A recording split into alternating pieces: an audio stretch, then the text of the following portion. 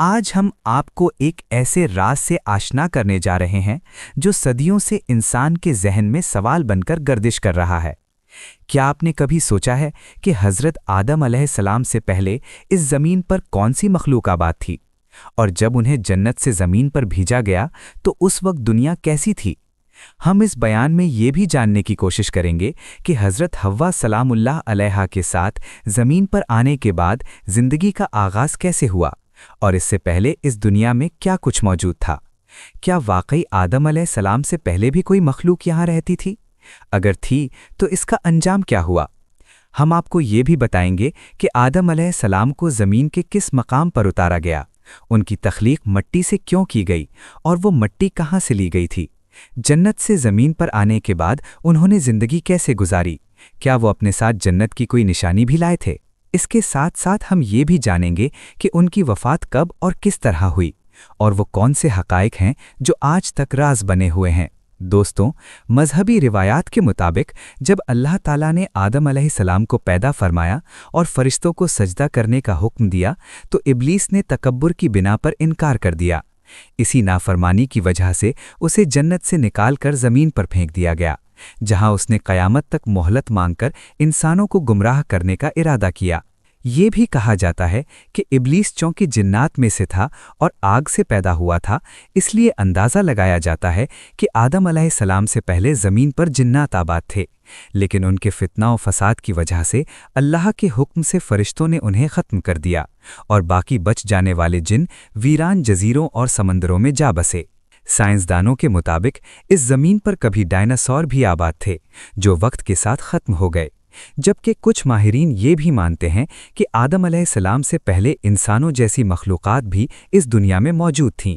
یہ سب حقائق اور راز آپ کو حیران کر دیں گے، بس آخر تک ہمارے ساتھ رہیے، کیونکہ آگے آنے والی معلومات آپ کو ایک نئی دنیا سے روشناس کروائیں گی۔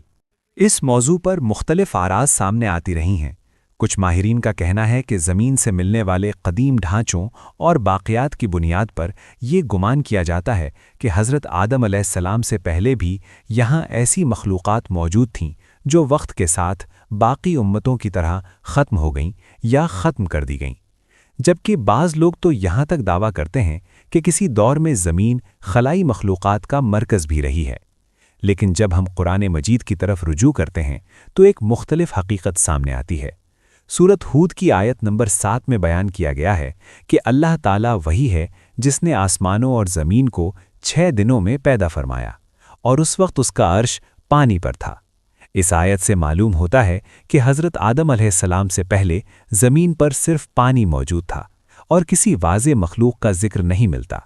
اسی حوالے سے جب لوگوں نے حضور نبی اکرم صلی اللہ علیہ وآلہ وسلم سے سوال کیا کہ آسمانوں اور زمین کی تخلیق سے پہلے کیا تھا، تو آپ صلی اللہ علیہ وآلہ وسلم نے فرمایا کہ اللہ کے سوا کچھ نہ تھا، نہ اوپر ہوا تھی اور نہ نیچے ہوا تھی۔ پھر اللہ تعالیٰ نے پانی پر اپنا عرش قائم فرمایا اور یوں مخلوق کی ابتدا ہوئی۔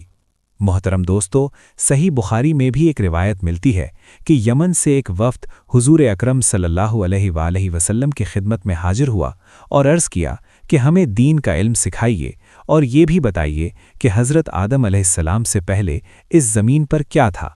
تو آپ صلی اللہ علیہ وآلہ وسلم نے ارشاد فرمایا کہ اس وقت صرف اللہ تعالیٰ موجود تھا، اس کا عرش پانی پر تھا، اور پھر اس نے ہر چیز کو لوح محفوظ میں لکھ دیا۔ مزید یہ کہ نبی کریم صلی اللہ علیہ وسلم نے فرمایا کہ اللہ تعالیٰ نے سب سے پہلے قلم کو پیدا کیا اور اسے حکم دیا کہ وہ لکھے، چنانچہ قلم نے اسی لمحے قیامت تک ہونے والی ہر چیز کو لکھ ڈالا۔ یہ دراصل اللہ تعالیٰ کا کامل علم تھا جو اس کے حکم سے لوح محفوظ پر محفوظ کر دیا گیا۔ یوں ناظرین، یہ حقیقت واضح ہوتی ہے کہ کائنات کی ابتدا اللہ کے حکم سے ہوئی اور ہر چیز ایک طے شدہ نظام کے تحت وجود میں آئی۔ اس موضوع کو مزید سمجھنے کے لیے ایک نہایت اہم روایت ہمارے سامنے آتی ہے۔ حضرت عبداللہ بن عمر بن عاص رضی اللہ عنہ بیان کرتے ہیں کہ انہوں نے رسول اللہ صلی اللہ علیہ وسلم کو یہ فرماتے ہوئے سنا کہ اللہ تعالیٰ نے آسمانوں اور زمین کی تخلیق سے 50,000 سال پہلے ہی تمام مخلوقات کی تقدیریں لکھ دی تھیں، اور اس وقت اس کا عرش پانی پر تھا۔ اس مبارک حدیث سے یہ بات واضح ہو جاتی ہے کہ تخلیق کا آغاز پانی سے ہوا، پھر عرش کی تخلیق ہوئی اور اس کے بعد قلم کو پیدا کیا گیا، پھر فوراً ہی لوح محفوظ وجود میں آئی جس پر قیامت تک ہونے والے تمام واقعات اللہ کے حکم سے لکھ دیے گئے۔ اس کے بعد کائنات کی دیگر مخلوقات، آسمان اور زمین مرحلہ وار وجود میں آتے گئے۔ اسی طرح حضرت ابو ہریرہ رضی اللہ عنہ سے روایت ہے کہ جب نبی کریم صلی اللہ علیہ وسلم سے دنیا کی تخلیق کی ترتیب کے بارے میں پوچھا گیا تو آپ صلی اللہ علیہ وسلم نے بڑی حکمت کے ساتھ اس کی وضاحت فرمائی۔ آپ صلی اللہ علیہ وسلم نے فرمایا کہ اللہ تعالیٰ نے ہفتے کے دن مٹی پیدا کی، اتوار کے دن پہاڑ، پیر کے دن درخت، منگل کے دن تکالیف، بیماریاں اور آزمائشیں، بدھ کے دن نور، جمعرات کے دن چوپائے زمین پر پھیلا دیے، اور پھر جمعے کے مبارک دن عصر کے بعد سے رات تک کے وقت میں حضرت آدم علیہ السلام کو پیدا فرمایا۔ اس روایت سے ہمیں یہ اندازہ ہوتا ہے کہ کائنات کی تخلیق ایک خاص ترتیب اور حکمت کے تحت ہوئی، اور ان تمام مخلوقات کے بعد آخر میں حضرت آدم علیہ السلام کو پیدا کیا گیا۔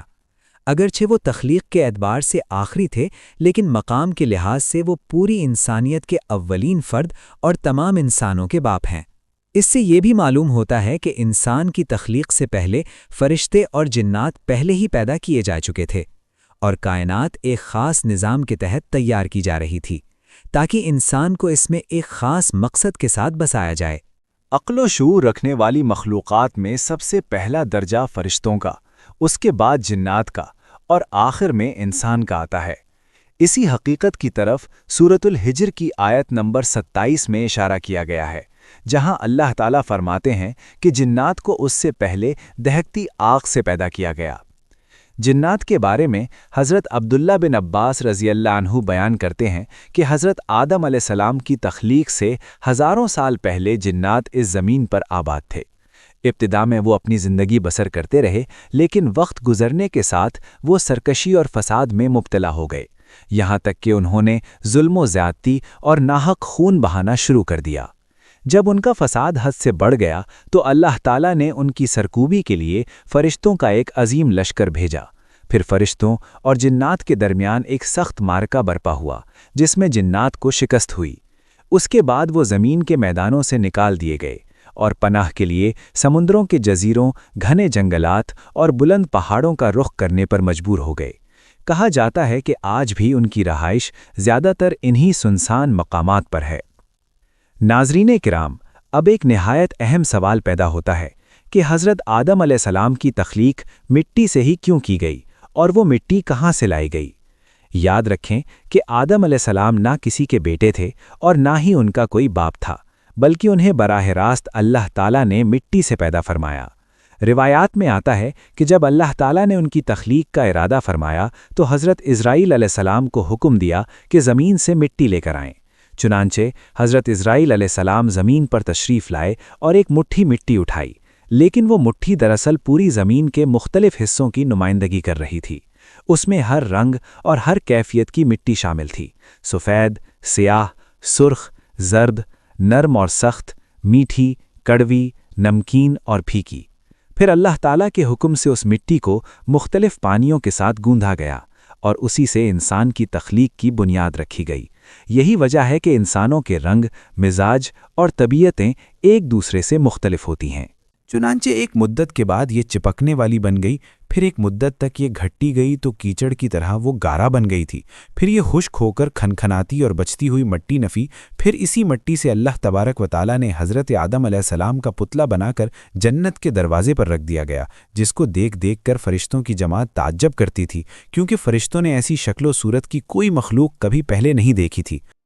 محترم دوستوں، اللہ تبارک و تعالیٰ نے اس پتلے میں روح کو داخل ہونے کا حکم ارشاد فرمایا۔ چنانچہ روح داخل ہو کر جب آپ کے نتنوں میں پہنچی تو آپ کو چھینک آئی۔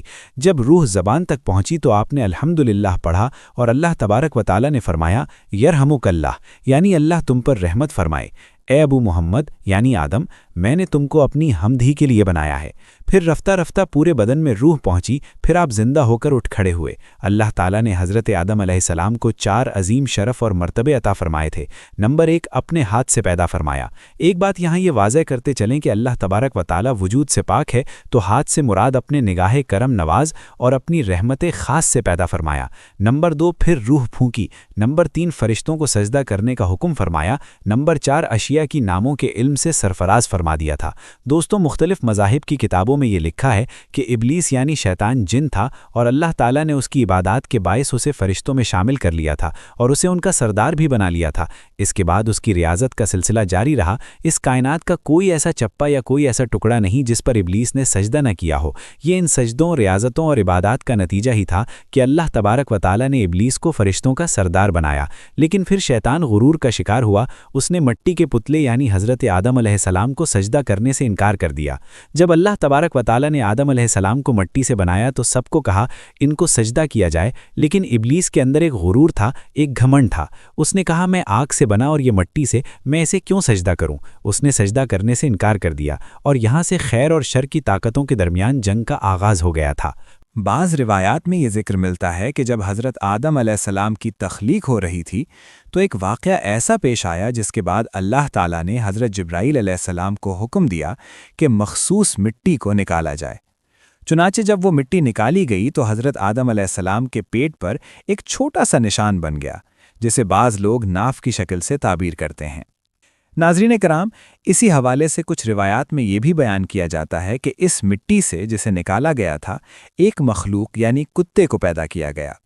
कुत्ते की तख्लीक के बारे में मुख्तलिफ अक़वाल मिलते हैं और हर रिवायत अपनी जगह एक अलग पहलू बयान करती है।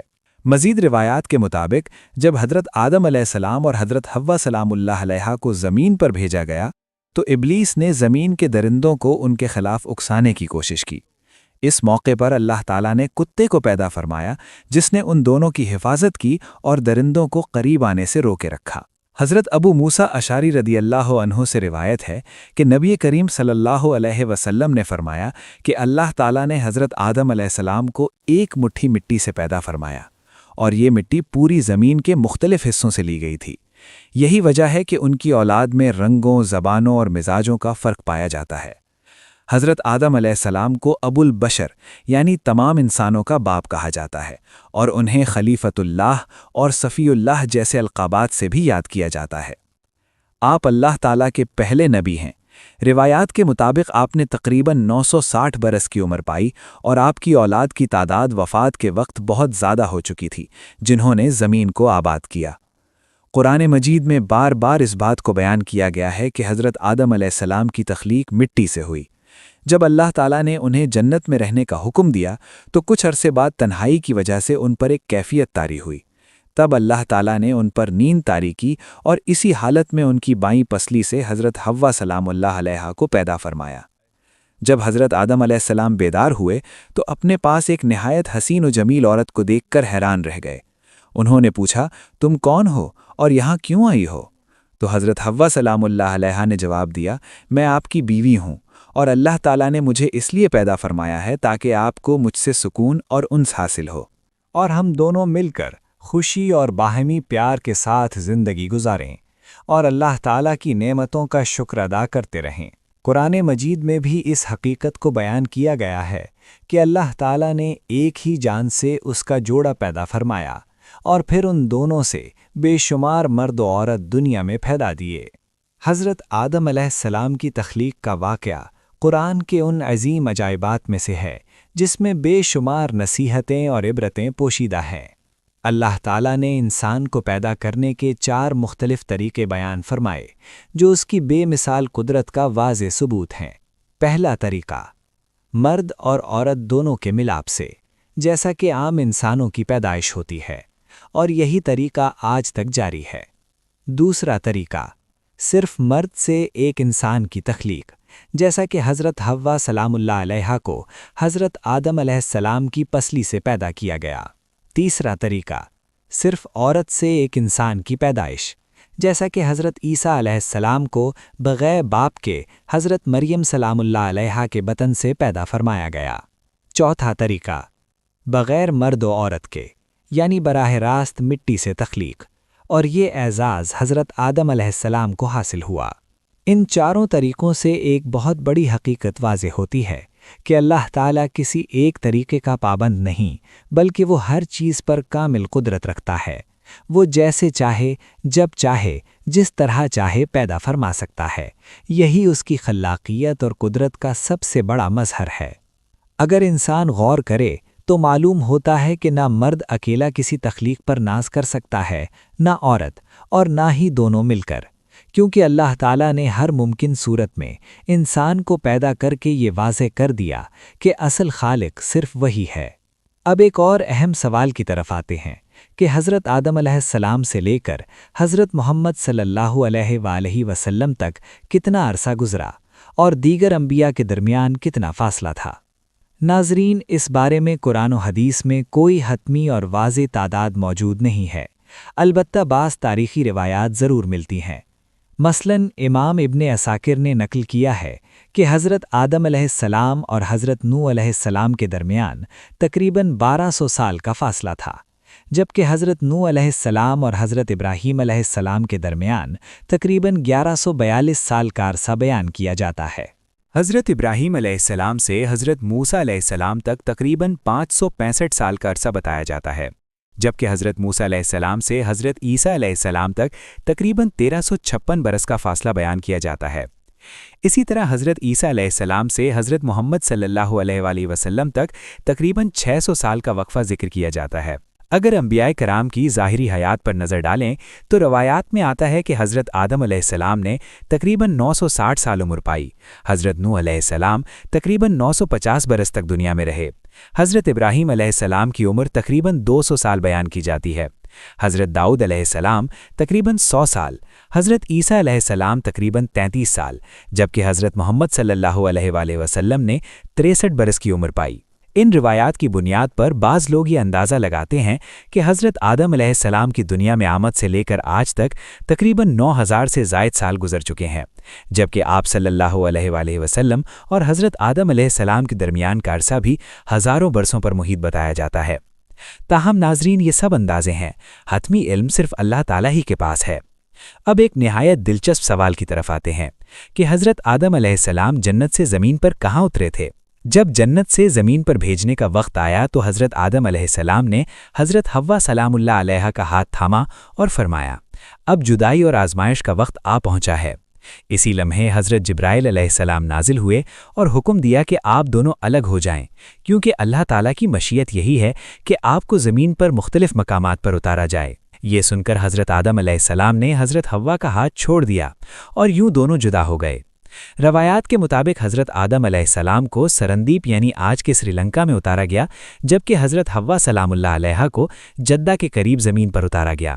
اسی طرح ابلیس کو ان سے پہلے ہی اعلیٰ کے مقام پر اتار دیا گیا تھا۔ یوں ناظرین، انسان کی زمین پر آمد کا یہ آغاز جدائی، آزمائش اور ایک نئے سفر کی شروعات تھا، جس نے پوری انسانیت کی تاریخ کو جنم دیا۔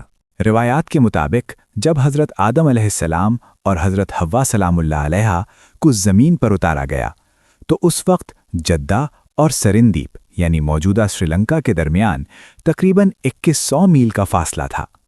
کہا جاتا ہے کہ حضرت آدم علیہ السلام کی جنتی زبان عربی تھی، مگر زمین پر آنے کے بعد وہ زبان بھلا دی گئی اور اس کی جگہ انہیں سریانی زبان عطا کی گئی۔ تاریخی روایات کے مطابق سری لنکا کا جزیرے میں ایک بلند پہاڑی موجود ہے جسے آج کوہ آدم یا ایڈمز پیک کہا جاتا ہے۔ مقامی زبان میں اسے سری پادا بھی کہتے ہیں۔ کہا جاتا ہے کہ اس پہاڑ کی چوٹی پر ایک قدم کا نشان موجود ہے جسے بعض لوگ حضرت آدم علیہ السلام سے منسوب کرتے ہیں۔ اس پہاڑ پر موجود قدم کا نشان ایک سخت سیاہ پتھر میں ہے جس کی لمبائی تقریباً 5 فٹ اور چوڑائی 2 فٹ بیان کی جاتی ہے۔ بعض لوگ اس سے حضرت آدم علیہ السلام کے قد کا اندازہ بھی لگاتے ہیں۔ زائرین اپنے اپنے عقیدے کے مطابق یہاں عبادت کرتے ہیں۔ مسلمان اسے حضرت آدم علیہ السلام کا نشان سمجھتے ہیں، بدھ مت کے ماننے والے اسے بدھا سے منسوب کرتے ہیں، جبکہ ہندو اسے شیو جی کا قدم قرار دیتے ہیں۔ دلچسپ بات یہ ہے کہ مشہور سیاح ابن بطوطہ نے بھی اپنے سفر نامے میں اس مقام کا ذکر کیا ہے۔ وہ لکھتے ہیں کہ سری لنکا کے بادشاہ نے ان کے لیے خاص انتظام کیا اور وہ کئی افراد کے ساتھ اس پہاڑ کی زیارت کے لیے گئے۔ ان کے مطابق دنیا کے مختلف حصوں حتیٰ کہ چین سے بھی لوگ یہاں زیارت کے لیے آتے تھے۔ البتہ یہ بات ذہن میں رکھنی چاہیے کہ قرآن مجید یا مستند احادیث میں اس قدم کے نشان کے بارے میں کوئی واضح ذکر موجود نہیں ہے۔ اس لیے اسے صرف تاریخی اور روایتی حوالے سے ہی دیکھا جاتا ہے۔ محترم دوستو، اب ایک اور اہم پہلو کی طرف آتے ہیں۔ روایات کے مطابق حضرت آدم علیہ السلام کچھ عرصہ جنت میں رہے، جہاں انہیں ہر نعمت حاصل تھی، مگر ایک درخت کے قریب جانے سے منع کیا گیا تھا۔ ابلیس، جو پہلے ہی ان کا دشمن بن چکا تھا، مسلسل موقع کی تلاش میں تھا۔ آخر کار اس نے وسوسے ڈالنے شروع کیے اور کہا کہ تمہیں اس درخت سے اس لیے روکا گیا ہے کہ کہیں تم فرشتے نہ بن جاؤ یا ہمیشہ زندہ نہ ہو جاؤ۔ اس دھوکے میں آ کر جب انہوں نے اللہ کے حکم کے خلاف قدم اٹھایا تو پھر وہ وقت آیا جب انہیں جنت سے زمین پر بھیج دیا گیا، اور یوں انسان کی آزمائشوں بھری زندگی کا آغاز ہوا۔ ابلیس کی مسلسل وسوسہ اندازی نے آخرکار اثر دکھایا، اور اس کی باتوں نے حضرت حوا سلام اللہ علیہا کو سوچ میں ڈال دیا۔ بار بار کی ترغیب کے بعد وہ اس بات پر مائل ہو گئیں کہ شجر ممنوعہ کا ذرا سا پھل چکھ لیا جائے۔ ایک دن انہوں نے حضرت آدم علیہ السلام سے کہا، آخر اس درخت میں ایسا کیا راز ہے جس سے ہمیں روکا گیا ہے؟ کیوں نہ ہم اس کا تھوڑا سا حصہ آزما کر دیکھیں؟ ابتدا میں حضرت آدم علیہ السلام اس پر بالکل آمادہ نہ تھے، مگر مسلسل اصرار پر وہ بادل ناخواستہ راضی ہو گئے۔ جیسے ہی دونوں نے اس پھل کو چکھا، فوراً ان کی ستر پوشی ختم ہو گئی اور وہ ایک دوسرے کے سامنے عیاں ہو گئے۔ یہ منظر دیکھ کر وہ سخت گھبرا گئے اور جنت کے درختوں کے پتے توڑ توڑ کر اپنے جسم کو چھپانے لگے۔ اسی لمحے اللہ تعالیٰ کی طرف سے پکار آئی، کیا میں نے تمہیں اس درخت سے منع نہیں کیا تھا؟ اور کیا تمہیں نہیں بتایا تھا کہ شیطان تمہارا کھلا دشمن ہے؟ یہ آواز سنتے ہی دونوں پر خوف الہی طاری ہو گیا۔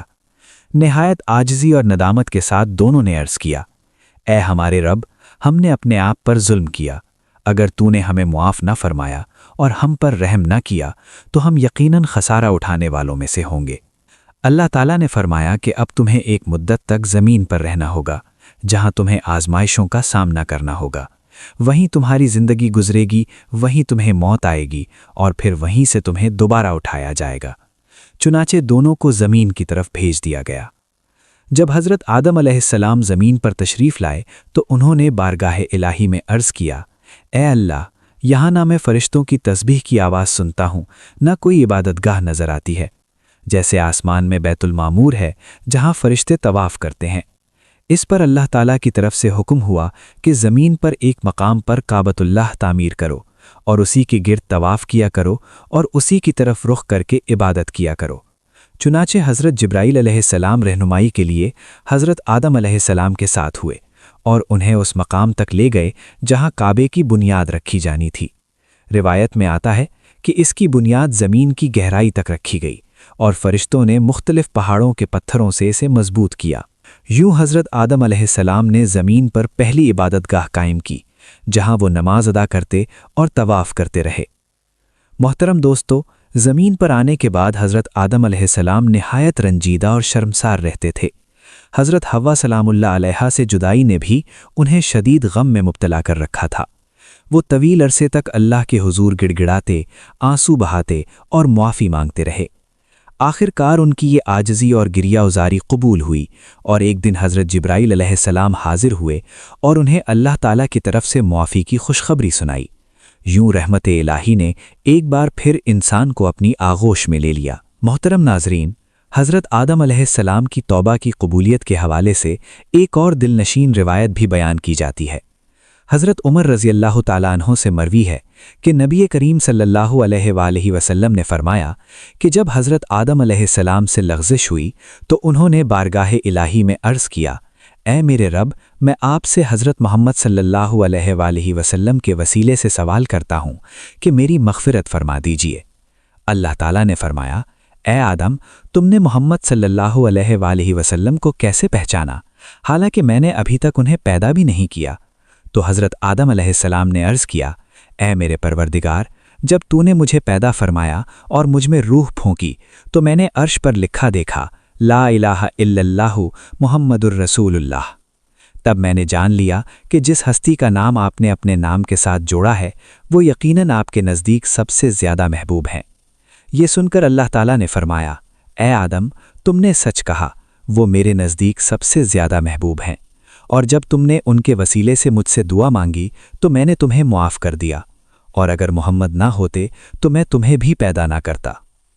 ایک اور روایت میں آتا ہے کہ اللہ تعالیٰ نے حضرت آدم علیہ السلام اور حضرت حوا سلام اللہ علیہا کو چند خاص دعائیہ کلمات سکھائے۔ جب انہوں نے ان کلمات کے ذریعے عاجزی کے ساتھ اللہ سے معافی مانگی تو اللہ تعالیٰ نے جمعے کے بابرکت دن ان کی توبہ قبول فرما لی۔ یوں ناظرین، یہ واقعہ ہمیں یہ سبق دیتا ہے کہ اگر انسان سچے دل سے توبہ کرے، عاجزی اختیار کرے اور اللہ سے رجوع کرے تو اللہ تعالیٰ کی رحمت ضرور اس کو اپنے دامن میں لے لیتی ہے۔ حضرت آدم علیہ السلام توبہ کی قبولیت کے بعد خوشی اور شکر کے جذبات سے سرشار ہو گئے اور بارگاہ الہی میں سجدہ ریز ہو کر اللہ تعالیٰ کا شکر ادا کیا۔ اس کے بعد حضرت جبرائیل علیہ السلام انہیں لے کر مکہ مکرمہ تشریف لائے، جہاں حضرت آدم علیہ السلام نے خانہ کعبہ کی بنیاد رکھی اور روایت کے مطابق حجر اسود کو اس کی دیوار میں نصب فرمایا۔ پھر آپ نے اسی گھر کے گرد طواف کیا اور اللہ تعالیٰ کی عبادت میں مشغول ہو گئے۔ طواف سے فارغ ہونے کے بعد حضرت جبرائیل علیہ السلام انہیں جبل عرفات کی طرف لے گئے، جہاں حضرت حوا سلام اللہ علیہا موجود تھیں، لیکن طویل جدائی اور حالات کے اثرات کی وجہ سے دونوں ایک دوسرے کو فوراً پہچان نہ سکے۔ بعد ازاں حضرت جبرائیل علیہ السلام نے ان کا تعارف کروایا اور یوں زمین پر ان کی پہلی ملاقات مکمل ہوئی۔ خانہ کعبہ کی تاریخ کے حوالے سے بیان کیا جاتا ہے کہ یہ مقدس گھر ابتدائی طور پر اسی بنیاد پر قائم رہا یہاں تک کہ طوفان نوح کا زمانہ آیا۔ اس طوفان کے دوران بعض روایات کے مطابق اس کی عمارت کا ظاہری حصہ اٹھا لیا گیا، جبکہ اس کی جگہ ایک نشان باقی رہ گیا۔ اس کے باوجود لوگ اس مقام پر آ کر دعا اور عبادت کرتے رہے۔ پھر حضرت ابراہیم علیہ السلام کے زمانے میں دوبارہ خانہ کعبہ کی تعمیر کا حکم دیا گیا۔ حضرت ابراہیم علیہ السلام اپنے بیٹے حضرت اسماعیل علیہ السلام کے ساتھ اس مقدس گھر کی تعمیر میں مصروف ہوئے۔ بعض روایات میں آتا ہے کہ اس کی حدود متعین کرنے کے لیے اللہ تعالیٰ کی طرف سے ایک بادل کا سایہ بھیجا گیا، جس کے مطابق حضرت جبرائیل علیہ السلام نے رہنمائی فرمائی اور حضرت ابراہیم علیہ السلام نے اس بنیاد پر تعمیر کا آغاز کیا۔ اس تعمیر میں مختلف مراحل شامل تھے اور وقت کے ساتھ اس مقدس گھر میں کچھ ظاہری تبدیلیاں بھی ہوتی رہیں، مگر اس کی اصل بنیاد اور مقام وہی رہا جو ابتدا میں مقرر کیا گیا تھا۔ اب ایک اور پہلو کی طرف آتے ہیں کہ کیا حضرت آدم علیہ السلام سے پہلے بھی کوئی نبی آیا تھا؟ اس حوالے سے مختلف روایات میں ذکر ملتا ہے کہ جنات انسان سے پہلے پیدا کیے گئے تھے اور بعض روایات کے مطابق ان میں بھی ہدایت کے لیے انبیاء مبعوث کیے گئے۔ اگرچہ ان تفصیلات کی کیفیت ہمارے لیے قطعی طور پر واضح نہیں، لیکن یہ بات ضرور بیان کی جاتی ہے کہ اللہ تعالیٰ نے ہر مخلوق کو ہدایت سے محروم نہیں رکھا۔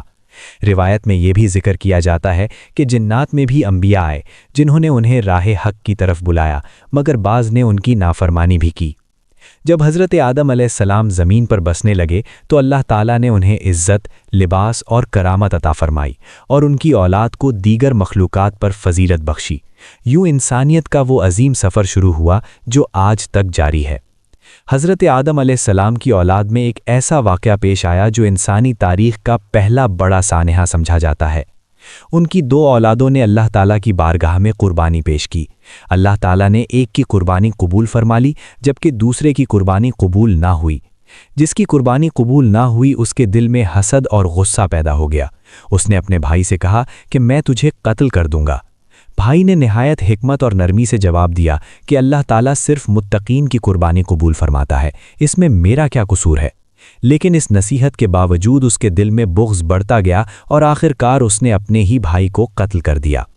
یوں انسانی تاریخ کا پہلا قتل وقوع پذیر ہوا اور یہ واقعہ قابیل کے ہاتھوں اپنے بھائی کے قتل کی صورت میں پیش آیا، جبکہ مقتول کا نام روایات میں حابیل بتایا جاتا ہے۔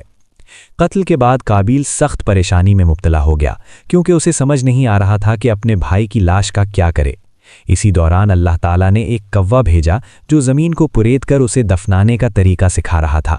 یہ منظر دیکھ کر قابیل کو احساس ہوا کہ اس نے بہت بڑا گناہ کیا ہے اور وہ شدید ندامت میں مبتلا ہو گیا۔